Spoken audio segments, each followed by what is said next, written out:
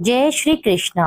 हिंदू धर्म में अमावस्या तिथि का विशेष महत्व होता है। इस दिन पवित्र नदियों में स्नान करने के बाद दान देने का विशेष महत्व होता है। इस दिन भगवान शिव और माता पार्वती की उपासना की जाती है और साथ ही इस दिन पीपल के वृक्ष की भी पूजा की जाती है, क्योंकि मान्यता के अनुसार पीपल के वृक्ष में सभी देवी और देवताओं का वास होता है। ज्येष्ठ मास की अमावस्या को बड़ अमावस्या भी कहते हैं। इस दिन का विशेष महत्व होता है क्योंकि इस दिन शनि जयंती भी होती है और इसी दिन वट सावित्री का व्रत भी रखा जाता है, जिसे सभी सुहागन महिलाएं रखती हैं और इस दिन वट वृक्ष की पूजा की जाती है। प्रिय भक्तजनों, आज की इस वीडियो में आप सुनेंगे अमावस माता की कथा और शनि देव की कथा। आज के दिन जिस भी घर में इन कथाओं को सुना जाता है उस घर में सुख शांति बनी रहती है और धन धान्य की कभी कमी नहीं होती। आइए पूर्ण श्रद्धा और प्रेम से अमावस व्रत की कथा सुनते हैं।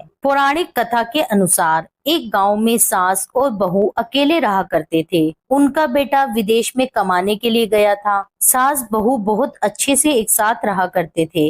एक दिन बहू ने खाना नहीं खाया तो सास ने बहू से पूछा, आज तुमने खाना क्यों नहीं खाया? तब बहू ने कहा, माँ जी, आज मेरा 3 पनौती अमावस्या का व्रत है, इसलिए मैं खाना नहीं खाऊंगी। तब सासू ने कहा कि बहू, ये व्रत क्या होता है और ये व्रत करने से क्या फल मिलता है, मुझे भी समझाओ। तब बहू ने कहा कि सासू माँ, 3 पनौती अमावस का व्रत करने से बहुत पुण्य मिलता है, घर में अन्न धन बना रहता है, सुख शांति रहती है और अटल सुहाग मिलता है, पुत्र की प्राप्ति भी होती है। इस व्रत में प्रत्येक वर्ष अलग अलग खाना खाया जाता है और विष्णु भगवान के मंदिर में चढ़ावा चढ़ाया जाता है या फिर किसी ब्राह्मण को दान दिया जाता है। इस व्रत में पहले साल शक्कर, घी और चावल से बना खाना खाया जाता है। पहले साल व्रत पूर्ण होने के बाद 1.25 किलो चावल और 1 कटोरी घी और 1 कटोरी शक्कर का दान किसी ब्राह्मण को दिया जाता है। दूसरे साल जौ, घी और शक्कर से बना खाना खाया जाता है। जब दूसरे साल व्रत पूर्ण हो जाए, 1.25 किलो जौ, 1 कटोरी घी तथा 1 कटोरी शक्कर किसी मंदिर में चढ़ाएं या फिर किसी ब्राह्मण को दान देना होता है। तीसरे साल गुड़, तिल और घी से बने व्यंजन खाने चाहिए। जब तीसरे साल व्रत पूर्ण हो जाए तो आधा किलो तिल, गुड़ तथा 1 कटोरी घी किसी मंदिर में चढ़ाया जाता है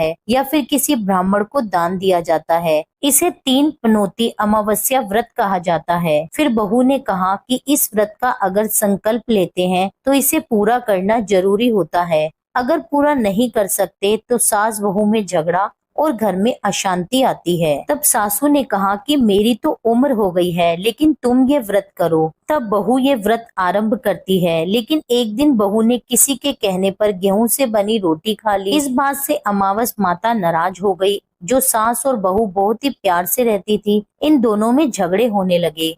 सभी गांव वाले भी हैरान हो गए कि यह सब क्या हो रहा है। सास अपनी बहू को कहने लगी कि तुम जब से हमारे घर बहू बनकर आई हो तब से हमारे घर की लक्ष्मी चली गई है, तुम हमारे लिए शुभ नहीं हो। तब बहू ने कहा कि आपके घर की लक्ष्मी चली गई है तो कहाँ मिलेगी, मुझे बताओ, मैं लक्ष्मी को लेकर आऊंगी। तब सासू माँ ने कहा कि लक्ष्मी तुमको समुद्र के बीच में भगवान विष्णु के पैर दबाते हुए मिलेगी। तब बहू यह कहकर चली जाती है कि जब तक मैं लक्ष्मी को लेके नहीं आऊंगी तब तक मैं इस घर में पैर नहीं रखूंगी। इतना कहकर बहू लक्ष्मी जी की खोज में निकल जाती है। जब बहू लक्ष्मी को खोजने के लिए निकलती है तब उसे बीच रास्ते में एक गाय माता मिलती है। वह बहू से पूछती है कि आप कहाँ जा रही हो? तब बहू कहती है कि हे गौ माता, मेरी सासू मुझे कहती है कि मेरे आने से उनके घर में अन्न धन की कमी हो गई है और उनके घर की लक्ष्मी भी चली गई है, तो मैं लक्ष्मी को ही लेने जा रही हूँ। तब गौ माता कहती है कि हे बेटी, अगर तुम जा ही रही हो तो मेरे बारे में भी भगवान से पूछ लेना। तब बहू बोलती है कि ठीक है गौ माता, आप बताओ, आपके बारे में भी पूछ लूंगी। तब गाय माता बोलती है कि मेरा जब भी बछड़ा होता है वह मर जाता है, जिंदा नहीं रहता। तुम भगवान से पूछ लेना कि मेरे साथ ऐसा क्यों हो रहा है, मैंने ऐसे कौन से कर्म किए हैं। तब बहू बोली, गाय माता, मैं आपके बारे में जरूर पूछ लूंगी। यह कहकर बहू आगे बढ़ती है। तब थोड़ी आगे जाते ही बहू को एक घोड़ी मिलती है जिसके गले में घंटी बंधी हुई होती है। घोड़ी ने भी कहा कि बेटी, तुम मेरे दुख का निवारण भी भगवान से पूछ लेना। तब बहू ने कहा, जरूर पूछ लूंगी। यह कहकर बहू आगे बढ़ती है। आगे जाते ही बहू को एक अंधा और बहरा बुजुर्ग मिलता है। वह भी बहू से अपनी समस्या भगवान से पूछने के लिए कहता है। तब बहू उसकी भी समस्या भगवान से पूछने का कहकर आगे बढ़ती है। आगे जाते ही बहू को एक बूढ़ी औरत मिलती है जो हाथ और पैर से अपाहिज होती है। बहू से अपनी समस्या भगवान को पूछने के लिए वह भी कहती है। तब बहू उसकी समस्या को भी पूछने के लिए तैयार हो जाती है और आगे बढ़ती है। आगे जाते ही बहू बहुत थक जाती है और एक आम के पेड़ के नीचे बैठ जाती है। तब आम का पेड़ खुश होकर बहू से पूछता है कि बेटी तुम कहाँ से आई हो और कहाँ जा रही हो। तो तब बहू बताती है वह लक्ष्मी को लेने जा रही है। तब पेड़ भी अपनी समस्या भगवान को पूछने के लिए कहता है कि मेरे पेड़ पर लगे आम खट्टे क्यों होते हैं, इस बारे में तुम भगवान से जरूर पूछना। तब बहू उसकी भी समस्या लेकर आगे बढ़ती है। आगे जाते ही बहू को एक तलाई मिलती है। वह भी बहू को बताती है कि तुम भगवान से पूछना कि मेरी तलाई का पानी इतना मैला क्यों है, कोई भी इसे नहीं पीता है। तब बहू कहती है जरूर पूछ लूंगी और कह के आगे बढ़ती है। बहुत दिन जंगल में चलते चलते बहू थक जाती है। उसे भूख भी लगी होती है, लेकिन खाने को नहीं मिलने से वह थक जाती है और जंगल में बेहोश हो जाती है। उसी समय भगवान विष्णु और माता लक्ष्मी वहाँ विचरण करते हुए आते हैं। तब माता लक्ष्मी विष्णु जी से कहती है कि हे नाथ, ये आपकी बहुत बड़ी भक्त है, आप इसके दुखों का निवारण कीजिए। तब भगवान विष्णु कहते हैं कि इस संसार में बहुत जीव दुखी हैं, सभी अपने अपने कर्मों का फल भोग रहे हैं, किस किस के दुख का निवारण मैं करूं। तब माता लक्ष्मी ने विष्णु जी से विनती की और कहा कि वह भूखी और प्यासी है, इसे यहाँ अगर ऐसे ही छोड़ दिया जाए तो जंगली जानवर उसे अपना शिकार बना लेंगे। माता लक्ष्मी की बात सुनकर भगवान विष्णु एक साधु का वेश धारण करते हैं और बहू के पास जाते हैं, उसे होश में लाते हैं। बहू के होश में आते ही साधु वेश में भगवान उससे पूछते हैं कि वह यहाँ क्यों आई है और कहाँ जा रही है। तब बहू पूरी बात बताती है। उसकी बात सुनकर भगवान विष्णु और माता लक्ष्मी प्रकट होते हैं।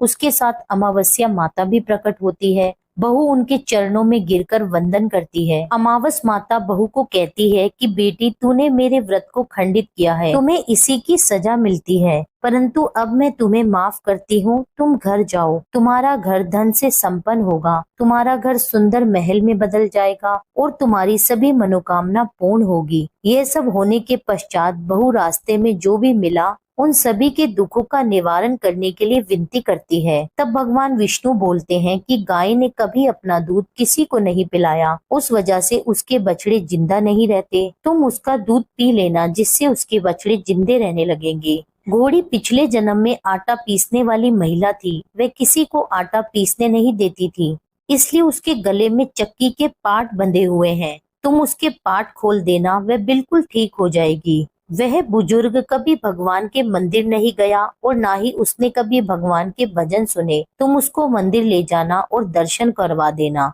वह भी ठीक हो जाएगा। बुजुर्ग महिला जो थी, उसने कभी भी अपनी जवानी में दान पुण्य नहीं किया, इसलिए उसे यह सजा मिली है। तुम उससे दान करवा देना तो उसकी विकलांगता दूर हो जाएगी। और उस आम के पेड़ ने कभी किसी बच्चे को अपने आम नहीं खाने दिए, इसलिए उसके सभी आम खट्टे होते हैं। तुम उस पेड़ का आम खा लेना, फिर उस पेड़ पर मीठे आम आ जाएंगे। तलाई का पानी पिछले जन्म में देवरानी जेठानी थी। वह हमेशा झगड़ती रहती थी, इसलिए उसका पानी मैला है। तुम उसका पानी पी लेना, वह भी तलाई शुद्ध हो जाएगी। बहू ने भगवान विष्णु, माता लक्ष्मी और अमावस माता को नमन करके घर जाने के लिए निकलती है और रास्ते में उसे जो जो भी मिला उन सभी की समस्या भगवान के कहे अनुसार दूर करती है। सभी उसे आशीर्वाद देते हैं। घर जाते ही उसका घर एक सुंदर महल में परिवर्तित हो जाता है तथा घर में अन्न धन भरा मिलता है। अब बहू सास से कहती है कि सासू माँ, आपने सच कहा था, मैं आपके लिए शुभ नहीं हूँ। मेरे जाने से ही आपके घर में लक्ष्मी आई है। अब आप यहाँ रहे, मैं मरने जा रही हूँ। तब सासू ने कहा कि हे बेटी, यह सब तुम्हारे पनौती अमावस्या व्रत का फल हमें मिला है। तुम यहाँ पर ही रहोगी, कहीं नहीं जाओगी। और सास बहू फिर खुशी खुशी रहने लगे। एक दिन जब उसका बेटा भी विदेश से लौट आया और घर में यह सब देखा, तब उसकी माँ ने सब बात उसे बताई। इस तरह वह लोग खुशी खुशी रहने लगे। तभी से तीनों मिलकर अमावस माता के व्रत रखने लगे। प्रेम से बोलिए अमावस माता की जय। हे अमावस माता, कथा कहने, सुनने और हुंकारा भरने वाले सभी के घर में धन धान्य के भंडार बढ़ना, उनकी रक्षा करना, उनके सभी दुखों को दूर करना। अब आप सुनिए मेरे साथ शनिदेव की कथा। पौराणिक कथा के अनुसार एक बार स्वर्ग लोक में सबसे बड़ा कौन, इस प्रश्न पर सभी 9 ग्रहों में वाद विवाद हो गया। सभी ग्रह एक दूसरे से कहने लगे कि मैं सबसे बड़ा, और ये विवाद इतना बढ़ गया कि परस्पर भयंकर युद्ध की स्थिति जैसी बन गई। कोई हल ना निकलने पर 9 ग्रहों के देवता देवराज इंद्र के पास जा पहुँचे और जाकर इंद्र देवता को कहने लगे, हे देवराज, अब तो आपको ही निर्णय करना होगा कि हम में से सबसे बड़ा कौन है। देवताओं का प्रश्न सुनकर देवराज इंद्र भी उलझन में पड़ गए। तब देवराज इंद्र कहने लगे, हे 9 ग्रहों, आपके प्रश्न ने तो मुझे भी उलझन में डाल दिया है। मैं इस प्रश्न का उत्तर देने में असमर्थ हूँ। हम सभी पृथ्वी लोक में उज्जैन नगरी में राजा विक्रमादित्य के पास चलते हैं। इस प्रकार देवराज सहित सभी 9 ग्रहों के देवता उज्जैनी नगरी में जा पहुँचे। महल में पहुंचकर जब देवताओं ने उनसे अपना प्रश्न पूछा, तब राजा विक्रमादित्य भी कुछ समय के लिए परेशान हो उठे, क्योंकि सभी देवतागण अपनी अपनी शक्तियों के कारण महान थे। सभी नवग्रहों में से किसी एक को भी छोटा या बड़ा कह देने से उनके क्रोध का शिकार होना पड़ सकता था। अचानक राजा विक्रमादित्य को एक उपाय सूझा। क्योंकि राजा विक्रमादित्य को न्याय के लिए ही जाना जाता था, इसलिए उन्होंने न्याय करने के लिए विभिन्न धातुओं अर्थात स्वर्ण, रजत, कांसा, ताम्र, शीशा, रांगा, जस्ता, अभ्रक और लोहे के 9 आसन बनवाए। धातुओं के गुणों के अनुसार सभी आसनों को एक दूसरे के पीछे रखवाकर सभी देवताओं को अपने अपने सिंहासन पर बैठने के लिए कहा। देवताओं के बैठने के बाद राजा विक्रमादित्य ने कहा, आपका निर्णय तो स्वयं ही हो गया। जो सबसे पहले सिंहासन पर विराजमान है वही सबसे बड़ा है। राजा विक्रमादित्य के निर्णय को सुनकर शनि देवता ने सबसे पीछे आसन पर बैठने के कारण अपने आप को छोटा जानकर क्रोधित होकर कहा, हे राजा विक्रमादित्य, तुमने मुझे सबसे पीछे बिठाकर मेरा अपमान किया है। क्या तुम मेरी शक्तियों से परिचित नहीं हो? मैं तुम्हारा सर्वनाश कर दूंगा। तब शनिदेव ने कहा, सूर्य एक राशि पर 1 महीने, चंद्रमा 2.25 दिन, मंगल 1.5 महीने, बुध और शुक्र 1 महीने, बृहस्पति 13 महीने रहते हैं। अर्थात मैं किसी राशि पर 7.5 वर्ष अर्थात 7.5 जिसे कहते हैं तक रहता हूँ। बड़े बड़े देवताओं को मैंने अपने प्रकोप से पीड़ित किया है। यहाँ तक कि श्री राम को भी 7.5 के कारण ही वन में जाकर रहना पड़ा था। रावण को 7.5 के कारण ही युद्ध में मृत्यु का शिकार बनना पड़ा। हे राजा, अब तू भी मेरे प्रकोप से बच नहीं सकेगा। इसके बाद अन्य ग्रहों के देवता तो बड़ी ही प्रसन्नता के साथ वहां से चले गए, परंतु शनि देव बड़े ही क्रोध के साथ वहां से विदा हुए। राजा विक्रमादित्य पहले की तरह ही न्याय करते रहे। उनके राज्य में सभी स्त्री पुरुष बड़े ही आनंद से अपना जीवन यापन कर रहे थे। ऐसे ही कुछ दिन सुकून से बीत गए। उधर शनि देवता अभी तक अपने अपमान को भूल नहीं पाए थे। राजा विक्रमादित्य से एक दिन बदला लेने के लिए शनि देव ने घोड़े के व्यापारी का रूप धारण किया और बहुत से घोड़ों के साथ उज्जैनी नगरी में जा पहुंचे। राजा विक्रमादित्य ने अपने राज्य में किसी घोड़े के व्यापारी के आने का समाचार सुना, तो उन्होंने भी अपने अश्वपाल को कुछ घोड़े खरीदने के लिए भेज दिया, क्योंकि राजा को भी घोड़े पालने का शौक था। अब घोड़े तो बहुत ही कीमती थे। जब अश्वपाल ने वापस लौटकर इस बारे में राजा विक्रमादित्य को बताया, तो राजा ने स्वयं आकर एक सुंदर और शक्तिशाली घोड़े को पसंद कर लिया। राजा घोड़े की चाल देखने के लिए उस घोड़े पर सवार हुए तो वह घोड़ा तो बिजली की गति से दौड़ पड़ा। तेजी से दौड़ता हुआ घोड़ा राजा को दूर एक जंगल में ले गया और फिर वहां राजा को गिराकर जंगल में कहीं गायब हो गया। अब राजा अपने नगर को लौटने के लिए जंगल में ही भटकने लगा, लेकिन उन्हें लौटने का कोई रास्ता नहीं मिला। भटकते भटकते इस प्रकार राजा को जोर से जंगल में भूख और प्यास दोनों ही सताने लगी। काफी दूर भटकने के बाद आखिरकार राजा को एक चारवाहा मिला। राजा ने उससे पानी मांगा। पानी पीकर राजा ने उस चारवाहे को अपनी अंगूठी दे दी। फिर उससे रास्ता पूछकर वे जंगल से निकलकर पास के ही एक नगर में जा पहुंचे। अब राजा विक्रमादित्य ने एक सेठ की दुकान पर बैठकर कुछ देर तक के लिए तो आराम किया। उस सेठ से राजा ने बातचीत की। राजा के बारे में पूछा तो राजा ने बताया कि मैं उज्जैनी नगरी से आया हूँ। राजा के कुछ देर दुकान पर बैठने से सेठ को बहुत बिक्री हुई। सेठ जी ने राजा को बहुत ही भाग्यवान समझा कि इन्हीं के कारण मेरी दुकान में आज सबसे ज्यादा बिक्री हुई है। तो उन्होंने खुश होकर राजा को अपने घर पर भोजन के लिए आमंत्रित कर दिया और उन्हें अपने घर ले गए। सेठ के घर में सोने का एक हार खूंटी पर लटका हुआ था। राजा को उस कमरे में छोड़कर सेठ कुछ देर के लिए बाहर चला गया। तभी एक आश्चर्यजनक घटना घटी।